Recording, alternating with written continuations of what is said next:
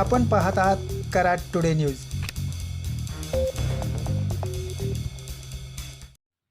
गेल्या 2 दिवसात पावसानं चांगला जोर लावला असून आज कराड तालुक्याला पुन्हा जोरदार पावसानं झोडपलंय. पुणे बेंगलोर महामार्गावरील उंब्रज नजीकच्या भोसलेवाडी ते कोर्टी दरम्यान महामार्गाला अक्षरशः नदीचं स्वरूप प्राप्त झालंय. यामुळे तब्बल 2 तास महामार्गावरील वाहतूक ठप्प झाली होती.